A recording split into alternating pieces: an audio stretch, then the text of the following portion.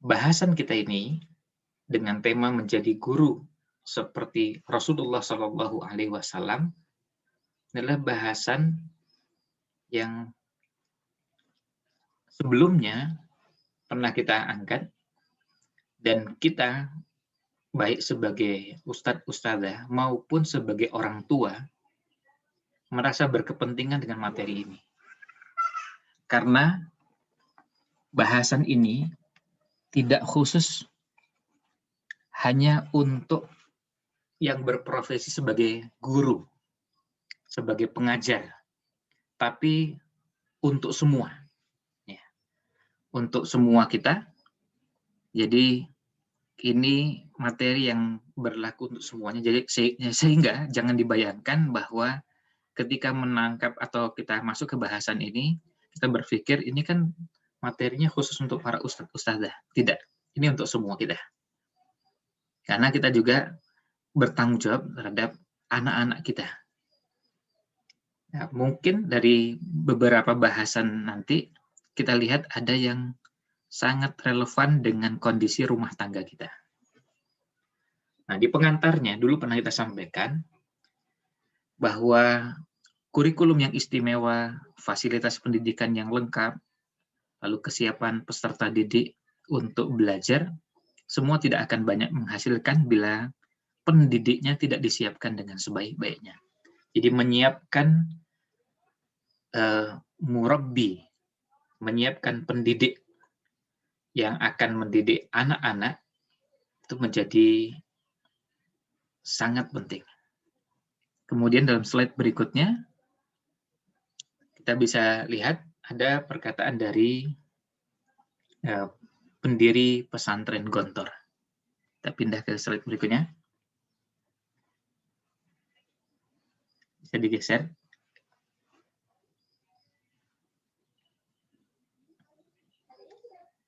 Ini bisa pindah ke slide berikutnya.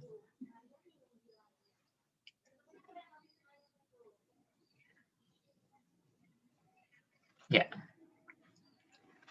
Nah, ini pesan pendiri Gontor, Ki Haji Imam Zarkashi. At-tariqah ahammu minal maddah. Metode itu, metode mengajar maksudnya, itu lebih penting daripada materinya. Jadi, ini sedang membandingkan yang penting dengan yang lebih penting. Materi itu penting, karena nggak mungkin kita mengajar nggak ada materinya. Tetapi thariqahnya itu bisa lebih penting, karena apa? Karena ketika disampaikan dengan cara yang tidak tepat, bisa tidak menghasilkan seperti yang diharapkan. Lalu wal mudarrisu ahammu minat thariqah. Sementara kalau kita lihat, guru itu lebih penting daripada metode mengajarnya. Guru lebih penting daripada metode mengajarnya. Lalu waruhul mudarris, ruhnya seorang guru, seorang pendidik, ahamu minal mudarrisi nafsihi, lebih penting daripada guru itu sendiri. Berarti ini sudah bisa dipahami bagaimana pentingnya peran guru. Kita pindah ke slide berikutnya.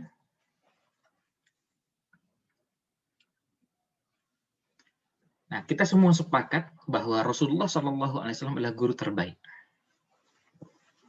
Dan guru terbaik bukan hanya di masa lalu, karena berhasil melahirkan generasi sekelas Abu Bakar, Umar, Utsman, Ali, Abu Hurairah, Anas bin Malik, Mus'ab bin Umair, dan sederet nama sahabat yang luar biasa.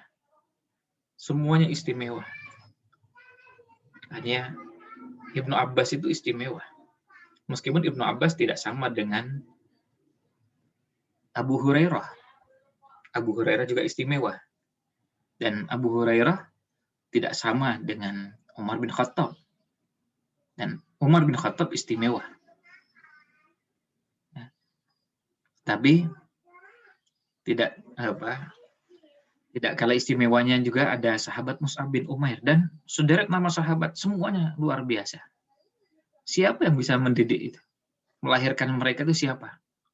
Nah, kita melihat bahwa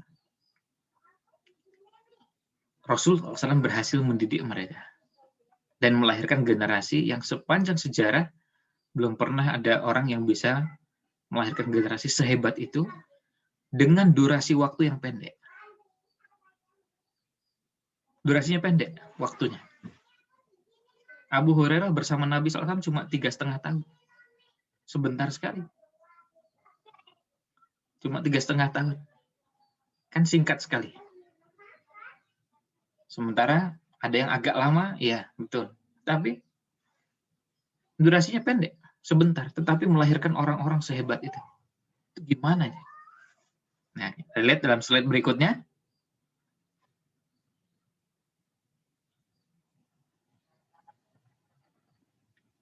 Nah, kalau Nabi SAW adalah guru terbaik, bukan cuma di masa lalu, tapi sepanjang zaman. Kita lihat yang sebelah kanan, bahwa para sahabat adalah anak didik Rasul SAW. Jadi murid-muridnya, santri-santrinya. Ini hasil didikannya. Dan kita semua tentu pernah mendengar sabda Nabi SAW, khairun nasi qarni, sebaik-baik generasi, sebaik-baik manusia adalah zamanku. Tsummal ladzina yalunahum, kemudian generasi sesudahku, sudah mereka, maaf. Tsummal ladzina yalunahum, tsummal ladzina yalunahum. Jadi setelah generasi sahabat, kemudian generasi berikutnya, kemudian generasi berikutnya. Jadi mereka adalah generasi terbaik. Khairun nasi qarni. Sebaik-baik manusia adalah zaman. Nah, kemudian mereka mengalami masa jahiliyah. Jadi sahabat ini orang-orang yang mengalami masa jahiliyah. Mereka orang-orang yang kalau kita lihat di masa jahiliyahnya, yang sebagian sahabat karena mereka memang dulunya kafir, kemudian masuk Islam, kita lihat bagaimana mereka ketika jahiliyah. Semua pasti pernah dengar, meskipun detail tidaknya bisa beragam, tentang bagaimana Umar bin Khattab radhiyallahu an ketika jahiliyah. Bagaimana jahatnya Umar bin Khattab ketika jahiliyah. Tapi berubah total begitu masuk Islam, menjadi manusia yang orang bertanya-tanya, ini kok bisa jadi manusia baru dan betul-betul berubah. Yang dulu jahatnya luar biasa, kasarnya luar biasa, jadi orang yang sangat lembut dan mudah menangis. Gimana caranya dia? Imam Ibnul Jauzi sampai mengatakan bahwa di pipinya Umar bin Khattab itu ada 2 garis. 2 garis. Karena saking seringnya nangis. Di air mata itu melewati jalur tersebut. Karena saking seringnya nangis. Jadi seorang wanita tua yang kalau secara fisik nggak berdaya. Mau berhadapan dengan Umar nggak mungkin. Kalau secara fisik. Tetapi karena keimanannya menegur Umar bin Khattab nangis. Diingatkan bahwa Anda ini pemimpin. Dan pemimpin itu pada hari kiamat akan dimintai pertanggungjawaban untuk semua yang dilakukan. Kalau Anda nggak hati-hati, pada hari kiamat mereka ini akan berhadapan dengan Anda, nuntut. Seandainya kita ini memimpin cuma 10 orang, dan cukup 2 orang saja yang nuntut kita, 8 tidak nuntut, kita agak susah. Kita akan kesulitan dan susah. Karena mereka nuntut haknya, dan kalau kita tidak bisa mempertanggungjawabkannya, habis kita. Di hadapan Allah SWT, kita tidak berdaya. Itu kalau kita mendolimi 2 orang. Kalau mendolimi 20 orang, lebih menakutkan. Mendolimi 200 orang, 2.000 orang, 2 juta orang, 200 juta orang. Jauh lebih menakutkan, karena apa? Nanti mereka akan nuntut dan minta pertanggungjawaban. Nah, bagaimana Umar bin Khattab bisa lahir seperti itu? Siapa gurunya? Nah, itu yang ingin kita singgung. Nah, mereka berinteraksi dengan kehidupan jahiliyah. Kondisi dan suasana saat itu tidak kondusif bagi pendidikan.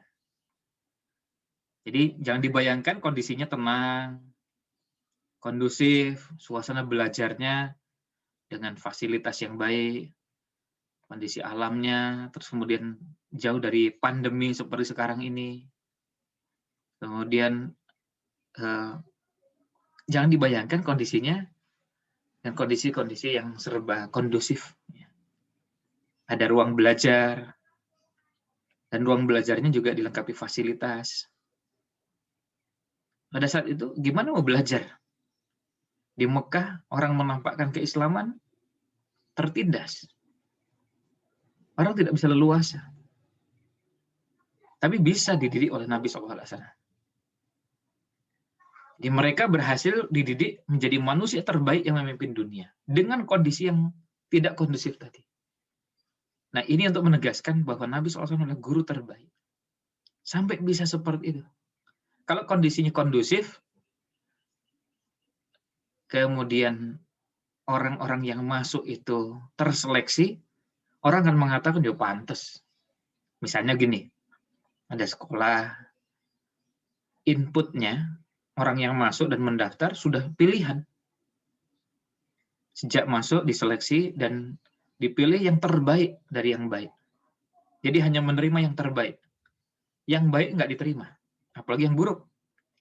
Karena hanya menerima yang terbaik. Lalu fasilitasnya memadai, tenaga pendidiknya juga bagus. Hasilnya bagus, orang mengatakan, ya pantas. Ini kondusif. Fasilitas lengkap, inputnya bagus, sarana prasarananya. Nah, kalau seperti itu orang akan mengatakan ya pantas. Tetapi sahabat ini hidup dalam kondisi di mana mereka menyaksikan secara langsung suasana jahiliyah itu. Dan bagi sebagian mereka dulu memang pelaku dan bukan orang yang cuma menyaksikan, tapi mereka adalah pelaku di zaman jahiliyah.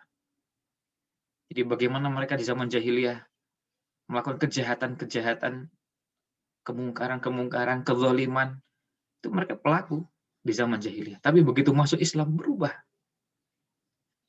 Dan dididik oleh Nabi SAW, dan sekali lagi waktunya singkat. Ya. Waktunya singkat dan luar biasa. Perubahannya dahsyatnya luar biasa. Menjadi manusia-manusia yang betul-betul manusia baru. Yang berbeda dengan sebelumnya. Makanya kita perlu ittiba Rasul SAW dalam mendidik. Nah, ini poinnya. Kita pindah ke slide berikutnya. Next.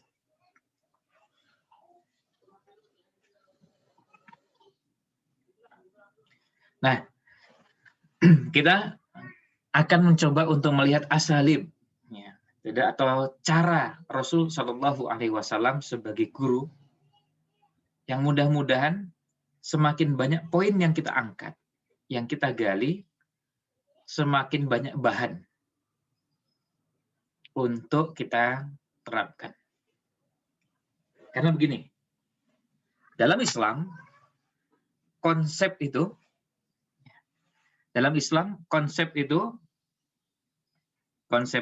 ajaran Islam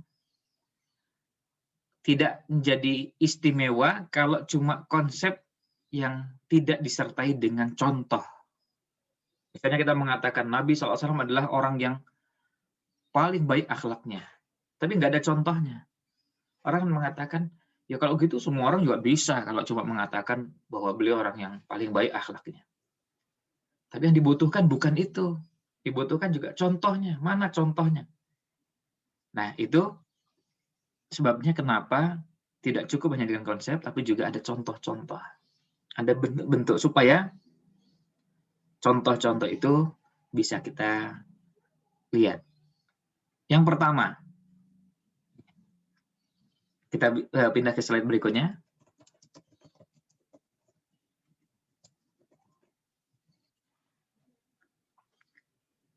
Ya, mempraktekkan dulu sebelum muridnya. Ini pernah kita sampaikan sebelumnya. Jadi kalau kita berada pada posisi sebagai orang tua, ayo kita praktekkan dulu. Kita ngajak anak-anak disiplin sholat tepat waktu.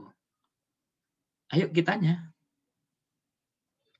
begitu azan itu, kalau memang belum sempat wudhu, begitu azan, ya kita segera berwudhu. Kalau belum wudhu, jangan nunggu nanti setelah azan sampai qomat. Begitu selesai qomat baru berwudhu. Anak kita adalah anak-anak yang peniru. Lihat orang tuanya begitu, oh wudhu itu nanti setelah qomat. Itu nggak diucapkan dengan kalimat. Nggak ada kata-kata yang keluar dari lisan kita. Tapi prakteknya begitu. Jadi orang tahu, oh yang namanya sholat itu, ya, yang namanya sholat, wudhunya nanti setelah qomat. Ya, contohnya siapa? Bapak, ya, ibu, ya, ayah, bunda. Nah, kalau itu yang jadi contoh, kita bisa bayangkan bagaimana kualitas. Ya, bagaimana kualitas yang kita harapkan. Apalagi kalau wudhunya 15 menit setelah qomat. Dan itu menjadi kebiasaan. Anak lalu belajar, oh begitu caranya. Tapi kalau kita ingin anak-anak kita disiplin sholat, ya kadang-kadang teorinya nggak perlu banyak. Langsung praktekkan. Kita semua tahu sholat tepat waktu. Teorinya sudah tahu, tapi tinggal dipraktekkan.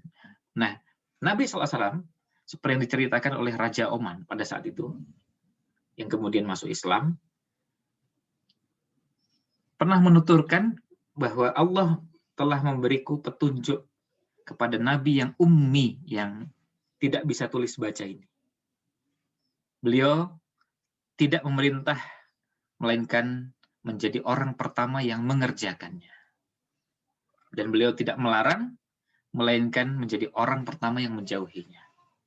Ini orang lain yang baru kenal. Tapi lihat prakteknya tuh bukan cuma pintar ngomong. Bahasanya bagus. Nasihat itu sangat menyentuh. Tapi orang ini menyaksikan bahwa Nabi SAW itu orang yang kalau memerintahkan sesuatu menjadi orang pertama yang mengerjakan. Ketika melarang, jadi orang yang pertama kali menjauhinya. Ini yang pertama. Yang kedua, kita pindah ke slide berikutnya. Memperhatikan tahapan, tadarruj. Kalau itu ilmu, berarti tahapan dalam ilmu. Dan ini perlu kita biasakan, kita praktekkan. Kita harus menjadi orang-orang yang membiasakan mempraktekkan itu.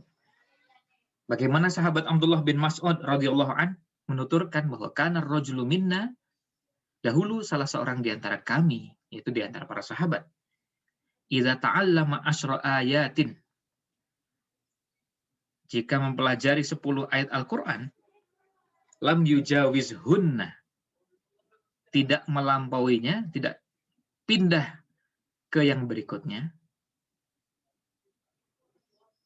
hatta masih di sebelumnya, hatta ya'rifa ma'anihinna, sampai mengetahui makna-maknanya, wal amal, ya, dan mengamalkan bihinna, mengamalkan 10 ayat tersebut. Jadi ini namanya tadarruj, namanya bertahap.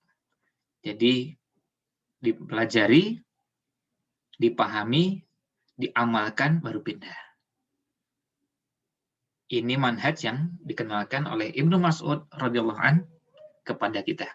Dan beliau bukan cerita pengalaman pribadi saja, tetapi para sahabat. Pengalaman kolektif. Pengalaman kolektif para sahabat.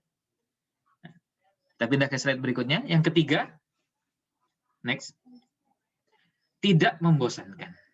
Ini juga termasuk yang perlu kita pertimbangkan dalam mendidik, dalam mengajar. Gimana caranya agar tidak membosankan? Termasuk tidak membosankan itu adalah diantaranya kalimat yang keluar dari lisan kita.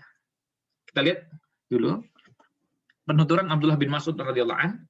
Beliau mengatakan kana Nabiyyu sallallahu alaihi wasallam yatakhawwaluna bil mau'izati fil ayyam. Nabi sallallahu alaihi wasallam mengatur pemberian nasihat atau mau'izah kepada kami para sahabat fil ayyami pada hari-hari. Karahatas sa'amati alaina. Karena khawatir kami akan bosan. Jadi betul-betul dijaga. Jangan sampai menimbulkan kebosanan. Jangan sampai menimbulkan kebosanan. Ini yang dilakukan oleh Nabi SAW. Dan lagi-lagi, sahabat Abdullah bin Mas'ud menyampaikan ini dari pengalaman yang disaksikan. Bukan Nabi SAW berteori. Lalu menyampaikan, kalau begini, bukan. Tapi sahabat yang menuturkan, Nabi SAW yang melakukan itu. Kita lihat slide berikutnya. Nah, supaya tidak menimbulkan kebosanan, diantaranya adalah proporsional dalam kuantitas, jumlahnya. Kadang-kadang mungkin seminggu nggak perlu tiap hari. Kita lihat di sini hadis yang diriwayatkan oleh Imam Bukhari dan Muslim. Sahabat Abdullah bin Mas'ud radhiyallahu an memberi tausiah dan ceramah pada orang-orang, pada kaum muslimin saat itu setiap hari Kamis. Kemudian ada salah seorang di antara mereka yang mengatakan, "Wahai Abu Abdurrahman," yang maksudnya adalah sahabat Abdullah bin Mas'ud. "Wahai Abu Abdurrahman, sungguh aku ingin kalau Anda memberi pelajaran kepada kami setiap hari. Kalau seminggu sekali itu rasanya kurang. Padahal kita lihat materinya ini bagus sekali nih. Penting ini. Dan kita sangat tercerahkan dengan materi yang ada. Kalau bisa tiap hari." Apa jawab sahabat Abdullah bin Mas'ud? Beliau mengatakan, "Sungguh aku enggan melakukannya. Karena aku takut membuat kalian bosan. Dan aku ingin mengatur dalam memberi pelajaran kepada kalian sebagaimana Nabi Shallallahu Alaihi Wasallam mengatur dalam memberi mau'izah kepada kami. Karena khawatir rasa bosan akan menimpa kami." Jadi ini namanya proporsional dengan kuantitas. Jadi sebetulnya beliau bisa, apalagi Nabi SAW, beliau ngasih tausiah tiap hari, kalau perlu sehari bisa sampai 3 kali, bisa. Bahan nggak habis. Mungkin kalau di zaman kita sekarang, ustadz atau ustadzah yang harus sehari 3 kali ngisi materi, setiap hari dalam 1 pekan, bisa jadi kehabisan bahan. Karena yang disampaikan banyak sekali. Sementara Nabi SAW nggak kehabisan bahan. Beliau bisa menyampaikan sehari mau 5 kali pun bahan ada. Tapi masalahnya apakah ini proporsional dalam kuantitas, jumlahnya. Ditambah lagi untuk menghilangkan kebosanan, juga metode yang beragam. Nah, untuk metode nanti akan ada pada poin-poin berikutnya. Kemudian aktivitas yang variatif. Jadi tidak dengan satu model. Tidak dengan satu bentuk. Nah, ini juga satu cara. Nah, itu. Selanjutnya, kita pindah ke slide berikutnya. Yang keempat, memperhatikan perbedaan setiap anak didik. Sengaja kata kunci perbedaan ini kita sebutkan secara khusus untuk menunjukkan kepada kita bahwa perbedaan ini harus dilihat. Dan ini menjadi sebuah keniscayaan. Ini perbedaan. Perbedaan apa? Perbedaan daya serap, daya tangkap, perbedaan kemampuan memahami, perbedaan kemampuan menghafal, perbedaan, banyak perbedaan yang kalau mau sebutkan terlalu panjang. Yang jelas, ya sekarang ayah bunda sekalian, ketika punya anak satu kan pengalaman cuma satu. Ketika punya anak dua, pengalamannya bertambah. Ternyata anak pertama beda dengan anak kedua. Kita bisa lihat, ini ayahnya sama, ibunya sama, beda nih. Kadang beda sikapnya, perilakunya, kebiasaannya. Padahal ini di rumah yang sama. Ayahnya sama, ibunya sama. Kita bisa bayangkan, apalagi ini ayahnya beda, ibunya beda. Ditambah lagi adat istiadatnya beda, dan perbedaan-perbedaan yang lain. Maka potensi perbedaannya semakin banyak. Nah, makanya memperhatikan perbedaan setiap anak merupakan bagian dari proses yang harus kita pertimbangkan.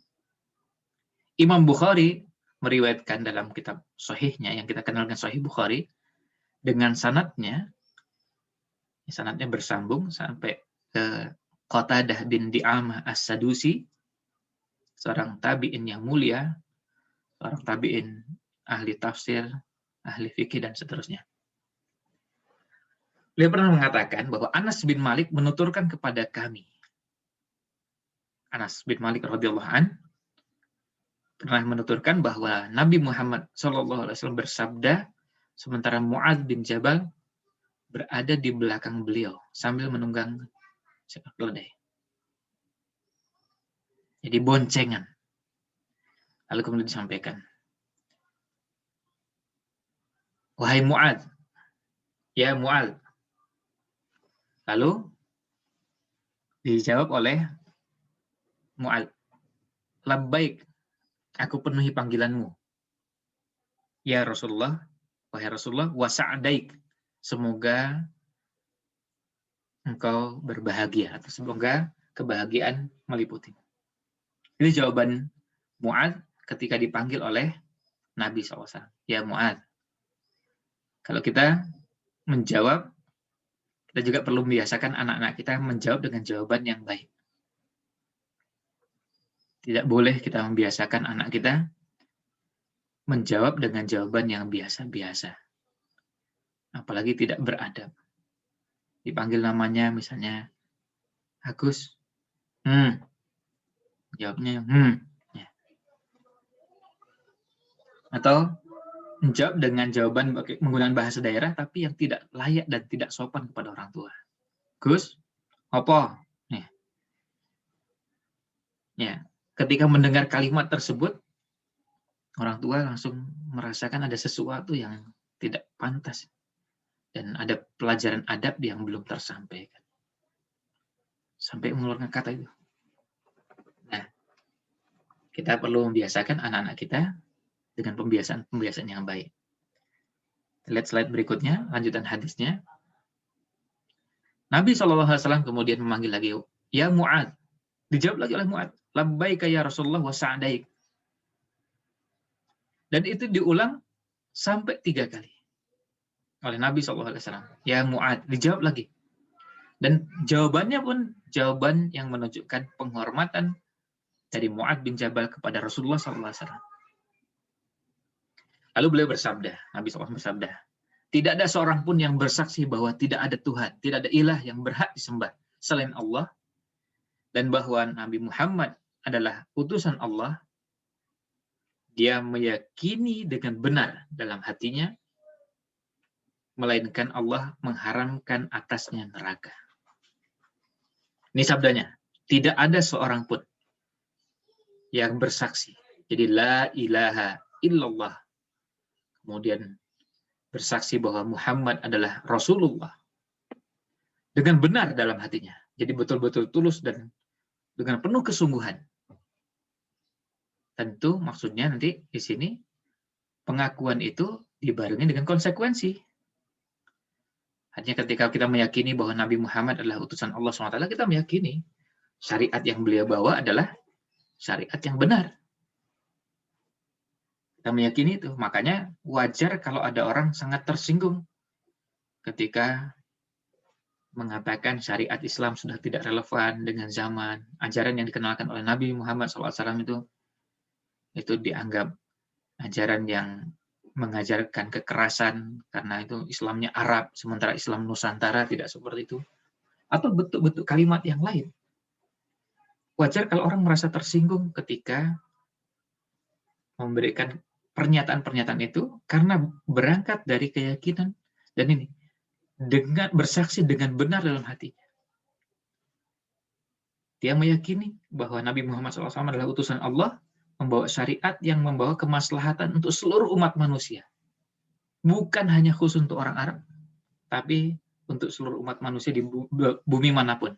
Maka syariat itu tidak ada istilah syariat khusus untuk orang dengan suku dan ras tertentu yang tidak berlaku untuk suku dan ras yang lain. Makanya kita belajar fikih tidak pernah dapatkan pembahasan fikih bahwa ini khusus untuk masyarakat tertentu. Kalau ada, pertama jumlahnya pasti sangat sedikit sekali, dan itu pengecualian yang keluar dari kaidah umum. Kita mengenal ada bahasan urf, iya, di usul fikih itu jelas masuk dalam bahasannya. Tapi urf yang diterapkan itu urf, kebiasaan, tradisi, adat yang tidak bertentangan dengan syariat, maka diperbolehkan diterapkan dalam kehidupan. Ketika tidak bertentangan dengan syariat. Misalnya, orang mengenakan tutup kepala. Tutup kepalanya bukan songkok atau bukan peci berwarna putih, bukan songkok berwarna hitam, tapi menggunakan tutup kepala seperti belangkon. Bolehkah? Jawabannya tentu boleh. Karena tidak bertentangan dengan syariat. Kalau ada pelanggaran syariat, baru kita mengatakan tidak boleh. Kita pakai sarung, di tempat lain nggak pakai sarung, bertentangan dengan syariat? Tidak. Nah, itu artinya sebetulnya semuanya selalu rambunya syariat.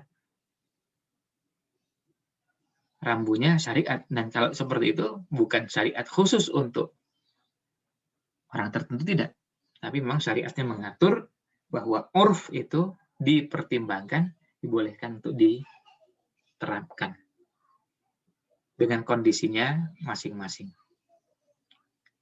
Nah, kembali ke sini. Setelah Mu'adz bin Jabal mendapatkan sabda Nabi SAW tersebut, kemudian kita lihat pada slide berikutnya. Next. Mu'adz bertanya, wahai Rasulullah, bolehkah, ini salah ketik, bolehkah aku menyampaikan hal ini kepada orang-orang agar mereka bergembira? Maksudnya, kalau selama orang bertauhid dan dengan keyakinan yang benar, dan hal tersebut, maka mendapatkan jaminan surga. Ketika tauhidnya ini terjaga.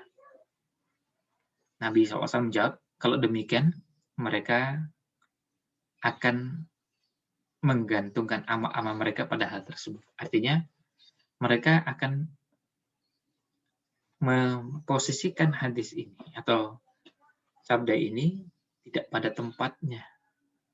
Maka Nabi SAW pesan kepada Mu'adz bin Jabal, jangan dulu sampaikan.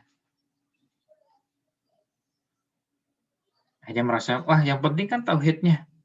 Mau berbuat ini pun, nah ini harus diluruskan. Kadang-kadang ada orang yang belum layak untuk mendapatkan beberapa materi. Karena dikhawatirkan mereka salah paham. Dikhawatirkan salah menempatkan dalil-dalil seperti ini. Ini poin yang keempat, memperhatikan perbedaan setiap anak didik. Jadi Nabi SAW mengajarkan ilmu yang berbeda kepada sahabat yang lain. Artinya yang disampaikan kepada Mu'adz dipesankan oleh Nabi SAW kepada Mu'adz bin Jabal untuk tidak disampaikan dulu kepada yang lain. Tetapi Mu'adz pun menjelang wafatnya beliau menyampaikan hal tersebut karena takut berdosa, tidak menyampaikan. Itu artinya menyampaikannya ketika kondisinya belum memungkinkan, maka menunda itu bukan berarti tidak menyampaikan. Kadang-kadang belum waktunya. Itu kan berarti selain ada unsur tahapan, Tetapi juga memperhatikan perbedaan. Mu'adz bin Jabal diberitahu, tapi yang lain belum diberitahu. Nah, itu yang keempat. Kita pindah ke yang berikutnya. Next.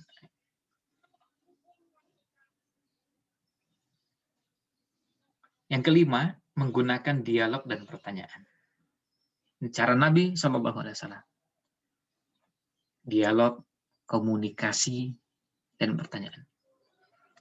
Yang namanya dialog itu, komunikasi lebih dari satu pihak. Bisa dua pihak, bisa tiga pihak. Tapi dialog itu masing-masing berusaha untuk menyampaikan apa yang ada di benaknya, menyampaikan ide, gagasan, yang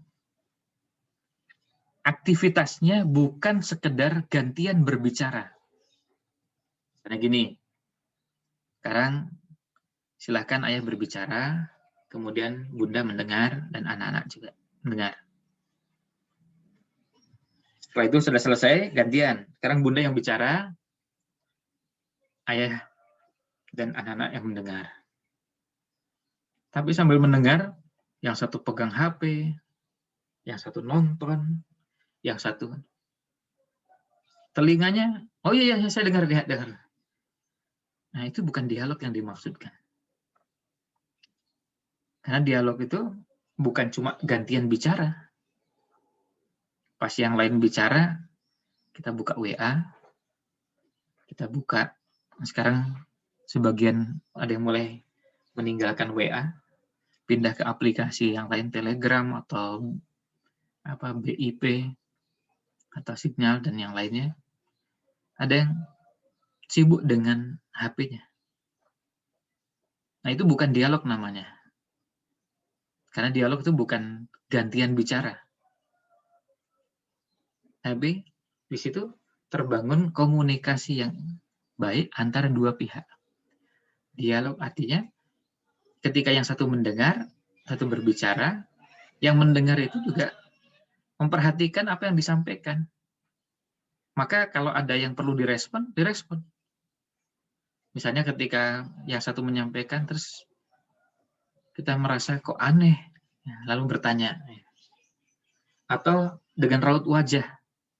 Dari raut wajah kita lalu bisa melihat, oh ini berarti komunikasinya jalan, dialognya jalan. Ketika disampaikan cerita tentang sesuatu, kemudian kita lihat raut wajahnya, kok seperti sinis. Nah, itu berarti komunikasinya berlangsung. Dialognya terjalin. Tapi kalau yang satu bicara, satu lagi diam, cuma gantian bicara, kalau yang seperti itu banyak yang bisa. Tapi itu tidak dan bukan yang dinamakan dialog yang kita maksudkan. Nah, kita lihat di sini. Pertanyaan Nabi SAW kepada para sahabat. Bagaimana pendapat kalian seandainya ada sebuah sungai di dekat pintu rumah salah seorang di antara kalian? Lalu ia mandi dari air sungai yang mengalir di dekat rumahnya ini. Anggaplah depan rumahnya. Dan itu setiap hari. Dan nggak tanggung-tanggung sehari 5 kali. Airnya jernih, orang mandi setiap hari 5 kali. Hal yabqa min daranihi syai'un? Apakah masih akan tersisa kotorannya walau sedikit? Para sahabat menjawab, tidak. Tidak akan tersisa sedikit pun kotorannya. Jadi bersih. Kita bisa merasakan mandi 2 kali, sudah lumayan bersih. 3 kali lebih bersih lagi. Apalagi kalau 5 kali. Itu bersih. Kotor, bersihkan lagi. Kotor, bersihkan lagi. Kotor, bersihkan lagi. Jadi sehari 5 kali jadi bersih terus. Lalu beliau SAW bersabda, maka begitulah perumpamaan salat 5 waktu, dengannya Allah Ta'ala menghapus dosa-dosa. Hadis ini sebenarnya bisa juga dijadikan dasar tentang bagaimana membuat perumpamaan. Tetapi fokus di sini adalah dialognya, komunikasinya. Beliau tanya, bagaimana pendapat kalian? Dijawab, oh, yang begitu jelas tidak tersisa lagi sedikit pun kotorannya. Jadi ada respon dari para sahabat. Ketika ditanya tentang bagaimana seandainya salah seorang di antara kalian punya rumah, kemudian depannya ada sungai, sungai yang mengalir, airnya jernih, kemudian kalian mandi di situ sehari 5 kali. Bagaimana yang kalian bayangkan? Apakah masih tersisa kotoran melekat di tubuh? Nah, sahabat langsung merespon. Itu artinya berarti ada komunikasi. Kalau pertanyaan kita direspon oleh anak-anak, ada respon dalam bentuk jawaban lisan, ada respon dalam bentuk jawaban dengan bahasa tubuh,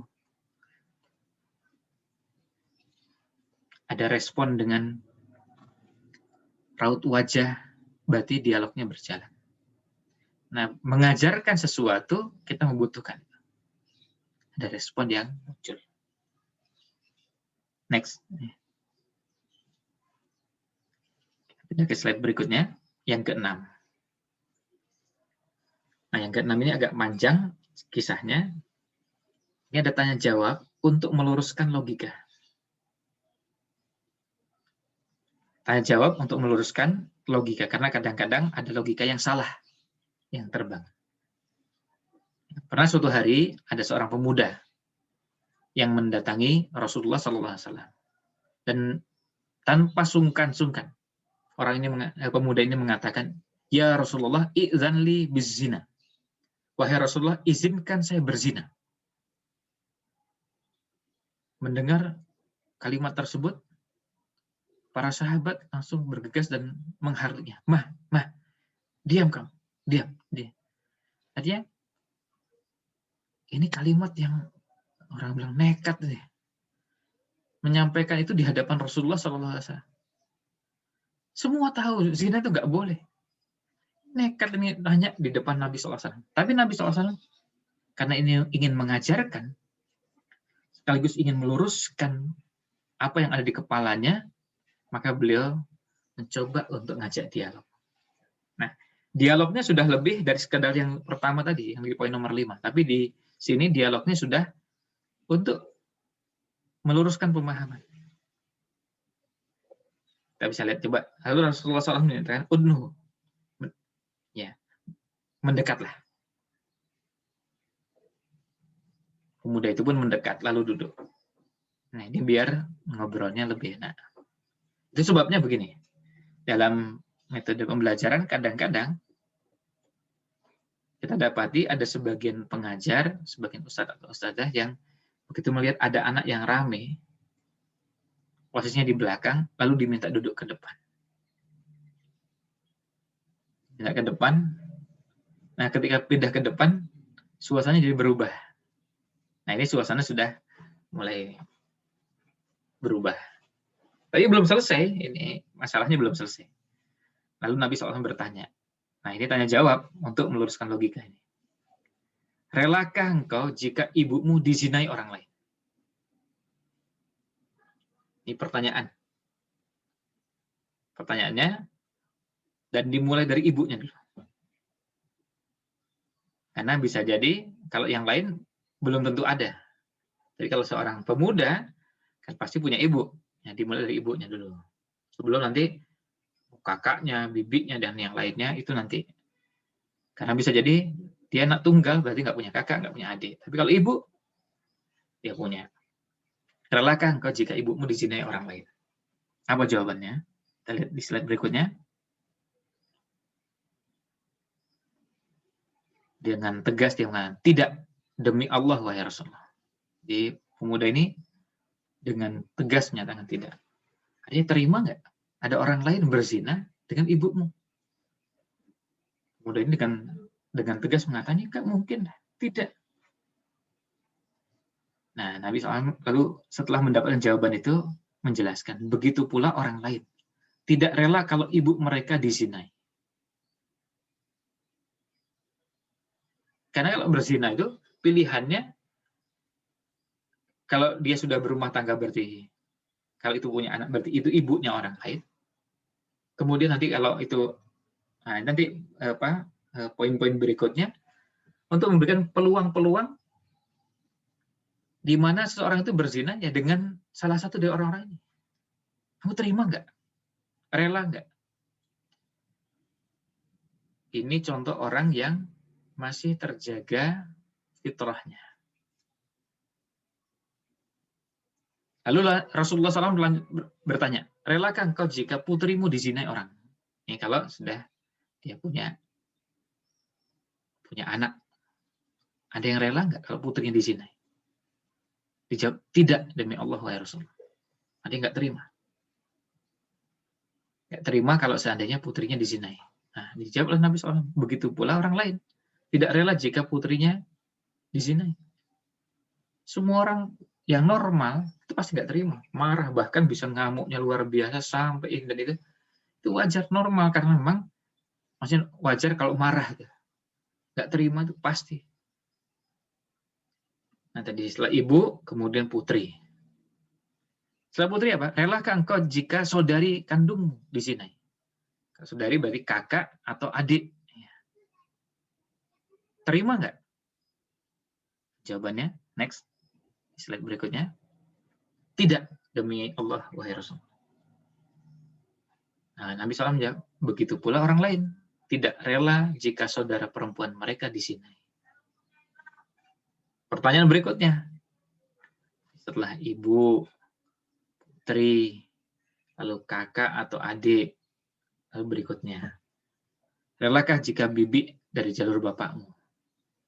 Bisa bule, bisa bude, tapi dari jalur bapak. Relakah jika bibimu, bulemu, budemu dizinai? Jawabnya dengan tegas, tidak demi Allah wa Rasul. Begitu pula orang lain, tidak rela jika bibi mereka dizinai. Ini dari bibi dari jalur bapak. Lalu ditambah lagi, relakah engkau jika bibi dari jalur ibumu dizinai? Khawalah. Ya, khawalah. Kalau tadi amma. Nah, terima nggak? Tentu jawabannya tidak. Next. Jadi relakah jika bibimu dari jalur ibumu dizinai? Jawabannya tidak demi Allah wahai Rasul. Begitu pula orang lain tidak rela jika bibi mereka dizinai. Lalu Rasulullah SAW meletakkan tangannya di dada pemuda tersebut sembari bersabda, Ya Allah, ampunilah kekhilafannya, sucikanlah hatinya, dan jagalah kemaluannya. Kemudian didoakan. Jadi doa juga dilakukan. Tapi yang ada di kepalanya juga harus dibersihkan. Terima nggak kalau? Terima nggak kalau? Dan yang seperti ini, kadang-kadang kita perlu contoh-contoh yang semakin kaya, semakin banyak. Supaya mereka atau kita semua semakin banyak bahan untuk meluruskan kalau ada kekeliruan. Misalnya ketika ada orang datang dan mengatakan syariat Islam itu diskriminatif atau tidak adil. Ini orang-orangnya sebagian, mereka ini orang-orang yang menyusu kepada orientalis. Belajar di sana, ada yang juga memang menjadi agen-agen yang mengerjakan beberapa proyek-proyek mereka. Apa yang dilakukan? Lalu nyampaikan bahwa syariat Islam itu diskriminatif. Masa perempuan dapat setengah? Nah, kira-kira kalau menjawab dengan logika gimana caranya? Salah satu jawaban sederhana, ini pasti belajar ilmu warisnya nggak khatam. Karena dalam ilmu waris, bagian wanita itu ada kalanya lebih kecil daripada laki-laki, ada kalanya sama, dan ada kalanya lebih besar dari laki-laki. Tentu nanti penjelasannya di ilmu faraid. Nanti tanya pada ustadz yang mengajarkan faraid. Ada nggak kemungkinan perempuan dapat lebih besar daripada laki-laki? Ustadz-ustadz yang paham faraid, yang selain punya pengetahuan teori dan bisa ngitung, tentu bisa menjelaskan ini contoh bahwa perempuan dapat lebih banyak daripada laki-laki. Ya kalau dipotong-potong ya semua akan tidak beraturan dan akan rusak. Seperti sekarang misalnya gambar tubuh seorang manusia yang ganteng atau yang wanita yang sangat cantik, ketika dipotong-potong ya hasilnya jadi buruk dan sangat buruk bisa. Karena yang diambil potongan-potongan yang kemudian jadi nggak beraturan. Syariat Islam juga kalau diambil potongannya yang tidak utuh, bisa menggambarkan syariat yang tidak utuh yang bisa jadi dipahami keliru. Kita mengatakan dia lirijali, ya, bagi laki-laki, lidzakari mislu hadzil unsayain, ya, bagi laki-laki mendapat dua bagian perempuan. Itu ayatnya. Tapi jangan dipotong di situ aja. Lihat yang sebelumnya, lihat yang sesudahnya, maka kita akan menemukan ada kondisi-kondisi di mana laki-laki mendapat lebih besar, sama, dan lebih kecil daripada perempuan. Tapi sekali lagi, belajarnya khatam, selesai. Jangan belajar yang cuma sepotong, lalu ditutup bukunya. Nah, kalau belajar dari orientalis, ya hasilnya begini. Meskipun bergelar doktor, sampai profesor, ya karena menyusu pada orientalis, dan tidak belajar langsung dari ilmu faraidnya. Dengan syarat, sekali lagi, belajarnya khatam, ya, belajarnya tuntas. Kalau belajar yang tidak tuntas, ya kita semua punya pengalaman lah. Belajar tidak tuntas itu ya hasilnya berantakan, hasilnya tidak menggembirakan, hasilnya banyak cacat di sana-sini, ya wajar lah. Namanya juga nggak tuntas. Kalau belajar yang tuntas, ya kita akan dapati. Berikutnya. Nah, kita lihat, pindah ke slide berikutnya. Yang ketujuh, bertanya untuk mengetahui kecerdasan dan keilmuan. Nah, ini sudah mulai banyak beberapa bentuk pertanyaan. Ada tanya yang memang dengan maksud ingin tahu. Ada tanya ingin memancing perhatian supaya ada kesungguhan menyerap. Tapi kita ingin juga tahu sampai di mana tingkat kecerdasan dan tingkat keilmuan seseorang. Kadang-kadang kita perlu bertanya.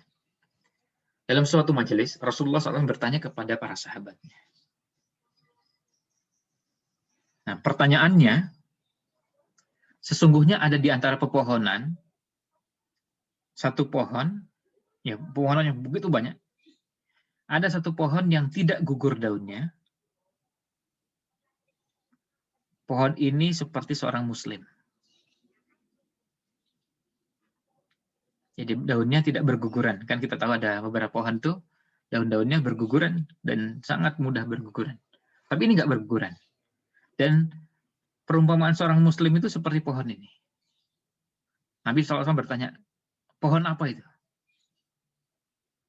Para sahabat menerka-nerka, ini pohon apa yang dimaksud oleh Nabi SAW? Ya, ini apa pohon ini macam-macam. Semua sahabat terdiam. Tak seorang pun dari sahabat yang berani mengungkapkan. Kita lihat slide berikutnya. Dan di benak Abdullah bin Umar yang waktu itu masih berusia belia, masih kecil, ya. Waktu itu terbesitlah suatu pohon, yaitu pohon kurma. Melihat ayahandanya Umar bin Khattab serta sahabat-sahabat lain masih terus terpaku, ia juga tak menyampaikan apa yang terbesit dalam hatinya. Sungkan mau menyampaikan. Karena lihat yang senior-senior diam semua. Lalu para sahabat kemudian bertanya, pohon apakah gerangan wahai Rasulullah? Lalu dijawab oleh Nabi SAW, pohon tersebut adalah pohon kurma. Nah, ketika mendengar kalimat tersebut, pohon tersebut adalah pohon kurma. Kita lihat slide berikutnya, next. Setelah majelis bubar, Abdullah bin Umar kecil tadi ini, lalu menyampaikan kepada bapaknya, Umar bin Khattab, wahai ayah, sebenarnya telah terbetik dalam hatiku kalau Rasulullah SAW akan menyebut pohon kurma. Lalu ayahnya bertanya, Lalu mengapa tidak kamu katakan tadi? Ini Abdullah bin Umar kemudian mengatakan, bagaimana aku akan bicara sedangkan aku adalah ya, orang yang paling kecil di tengah-tengah kaum tadi. Jadi karena saya yang paling kecil, gimana saya mau bicara? Cilik kalau bahasa kita sekarang. Ya kita mau bicara ini senior, ada sahabat-sahabat yang, dan Abdullah bin Umar nggak berani menyampaikan gitu. Lalu Umar bin Khattab mengatakan, seandainya engkau katakan tadi, wahai anakku, itu lebih baik dan lebih aku cintai daripada megah-megahnya kekayaan. Artinya memotivasi anaknya. Lain kali jangan sungkan-sungkan menyampaikan begitu. Nah itu contoh bagaimana pertanyaan itu digunakan untuk menggali kecerdasan. Yang kedelapan, menjelaskan dengan tamtsil. Ini cara Nabi SAW sebagai seorang guru. Dibuat perumpamaan. Banyak hadis-hadisnya, contoh-contohnya. Tentu kita semua menyebutkan bahasan ini kadang cukup dengan satu contoh karena waktu ya. Perumpamaan teman yang baik. Masalul jalisis solihi wal jalisis su. Perumpamaan teman yang baik dan teman yang buruk. Kahamilil miski, seperti penjual minyak wangi, wa nafikhil qir, dan seperti seorang pandai besi. Ya, teman yang baik, teman yang buruk itu seperti minyak wangi dan pandai besi. Penjual minyak wangi mungkin akan memberikan minyak wangi pada kita. Itu kemungkinan pertama. Atau kita beli minyak wangi dari tempat tersebut. Dan kalaupun tidak, engkau tetap akan mendapatkan harumnya minyak wangi tersebut. Hanya kalau kita berada di toko minyak wangi, kita nggak dikasih, kita nggak beli, tetap dapat wanginya. Masih dapat. Ya, semua yang ada tadi baik semua. Lalu bandingkan dengan manafikhil qir. Sedangkan kalau pandai besi, bisa jadi percikan apinya mengenai pakaianmu. Kalau percikan apinya kena pakaian kita bolong. Dan kalaupun tidak, engkau tetap mendapatkan bau asapnya yang tak sedap. Nggak wangi belas. Bau. Kita tidak merasakan wangi yang harum. Nabi SAW membuat perumpamaan teman yang baik dengan teman yang buruk seperti penjual minyak wangi dengan pandai besi. Nah, ini untuk membuat ilustrasi perumpamaan. Untuk memudahkan. Nah, ini contoh cara Nabi SAW mengajarkan. Jelaskan dengan tamsil atau perumpamaan. Ini yang ke-8. Selanjutnya, yang berikutnya, kita lihat dalam slide berikutnya.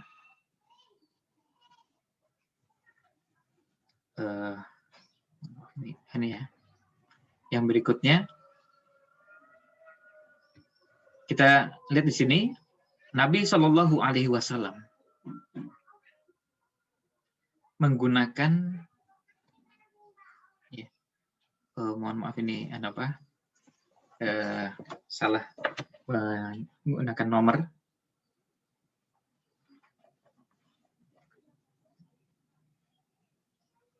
Ya.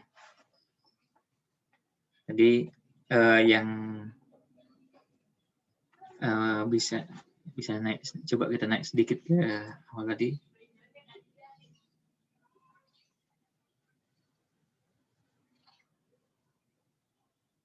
Ya, ini ada satu yang terlewat, nomor poinnya, juga nomornya harusnya tadi ada membuat perbandingan. Ya. Perbandingan satu dengan yang lainnya, yang itu berkaitan dengan menggunakan logika tadi.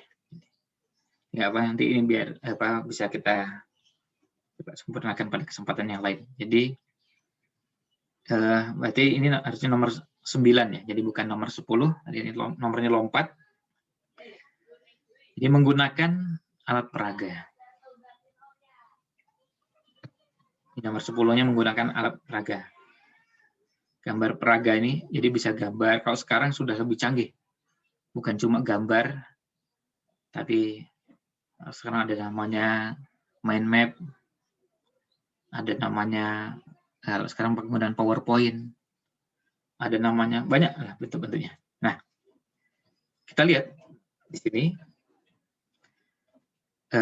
Nabi SAW, seperti yang diceritakan oleh sahabat Jabir bin Abdullah radhiyallahu an, kami pernah berada di sisi Nabi SAW suatu hari, dan ini menunjukkan kedekatan para sahabat dengan Nabi SAW.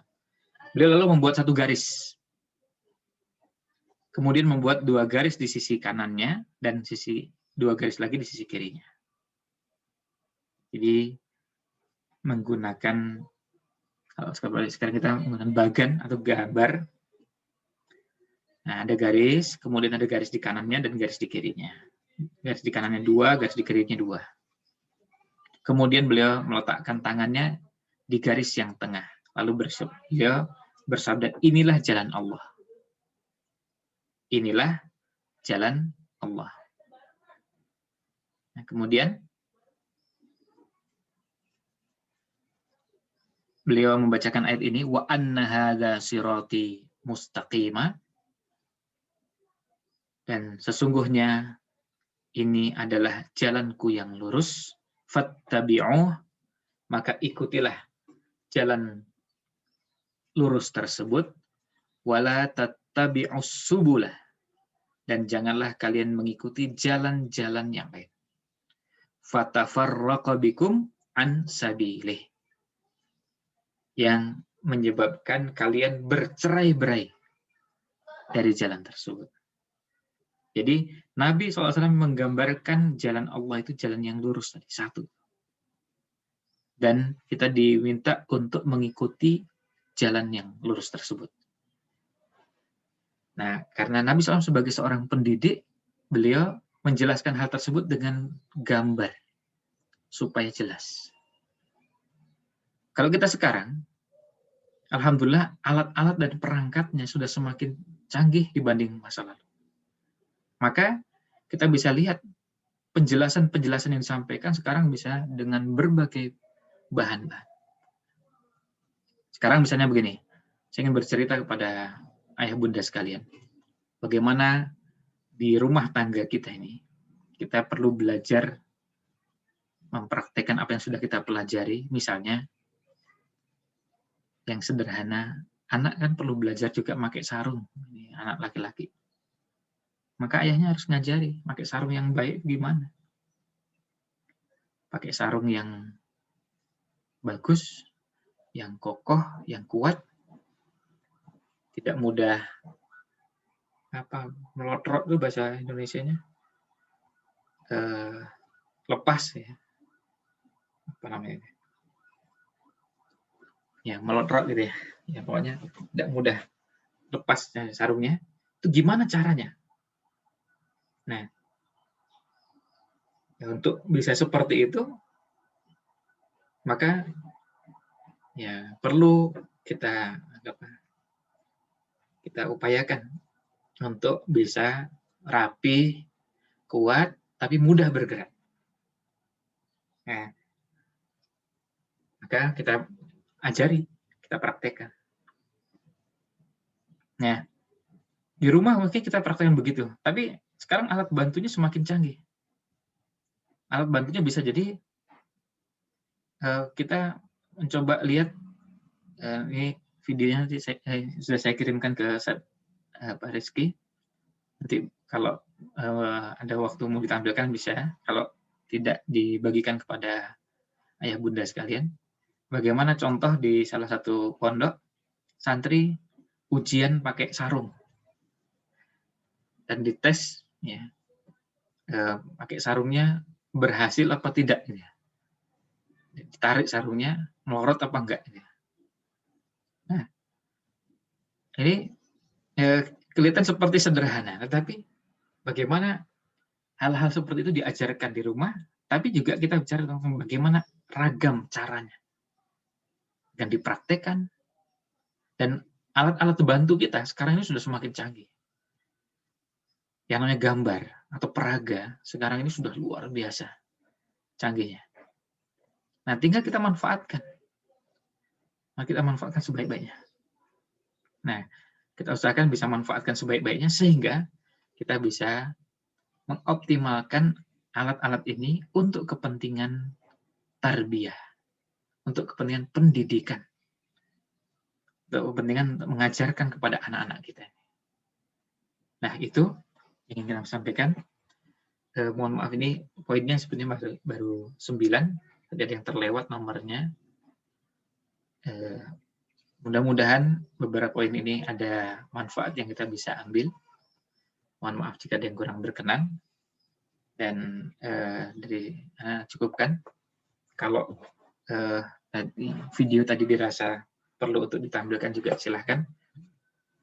Mudah-mudahan ulasan ini meskipun mungkin ada kekurangan di sana-sini, tapi paling tidak hal-hal penting yang perlu disampaikan bisa tersampaikan dengan baik.